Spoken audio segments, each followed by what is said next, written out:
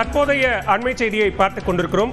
10 நாட்களுக்கு பின்னர் முதலமைச்சர் மு.க.ஸ்டாலின் தலைமைச் செயலகம் நாளை செல்லவிருக்கிறார்.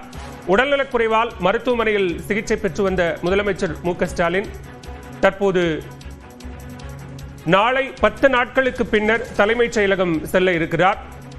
கூடுதல் விவரங்களோடு இணைகிறார் சிறப்பு செய்தியாளர் அபினேஷ். விவரங்கள். பாலவேல், 10 நாட்களுக்கு பிறகு முதலமைச்சர் மு.க.ஸ்டாலின் நாளை தலைமைச் செயலகம் வருகிறார். பல்வேறு துறைகளின் முடிவுற்ற திட்டப்பணிகளை முதலமைச்சர் மு.க.ஸ்டாலின் நாளைக்கு காணொலி காட்சி வாயிலாக தொடங்கி வைக்கிறார். குறிப்பாக முதலமைச்சர் மு.க.ஸ்டாலின் கடந்த 21ஆம் தேதி காலையில் வழக்கமான நடைபயிற்சி மேற்கொண்ட போது அவருக்கு லேசான தலைச்சுற்றல் ஏற்பட்டது. இதனைத் தொடர்ந்து சென்னை 1000 விளக்கு பகுதியில் கூடிய கிரீம் சாலையில் உள்ள அப்போலோ மருத்துவமனையில் அவர் அனுமதிக்கப்பட்டார். அங்கு மருத்துவர் செங்குச்சுவேலு தலைமையிலான மருத்துவ வல்லுநர் குழு அவருக்கு அளித்த சிகிச்சை முடிந்த பிறகு கடந்த ஞாயிற்றுக்கிழமை மாலை அவர் டிஸ்சார்ஜ் செய்யப்பட்டு வீட்டுக்கு திரும்பினார். இதனைத் தொடர்ந்து 3 நாட்கள் ஓய்வுக்கு பிறகு வழக்கமான பணிகளை மேற்கொள்ளலாம் என மருத்துவர்கள் அறிவுறுத்திய நிலையில 10 நாட்களுக்கு பிறகு முதலமைச்சர் மு.க.ஸ்டாலின் நாளை தலைமைச் செயலகம் வருகிறார்.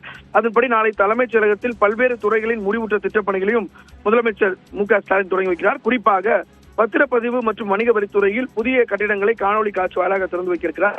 தொடர்ச்சியாக வரும் 4ஆம் தேதி முதலமைச்சர் மு.க.ஸ்டாலின் தூத்துக்குடி மாவட்டமும் செல்ல இருக்கிறார். வின்ஃபாஸ்ட் நிறுவனத்தை அவர் நேரிலோ அல்லது காணொலி காட்சி வாயிலாகவோ அந்த வின்ஃபாஸ்ட் நிறுவனத்தினுடைய கார் உதிரி பாகங்களை ஒன்று சேர்த்து தயாரிக்கக்கூடிய அந்த கார் நிறுவனத்தையும் காணொலி காட்சி வாயிலாகவோ அல்லது 4ஆம் தேதி நேரடியில் செல்லவும் திட்டமிட்டிருக்கிறாங்க.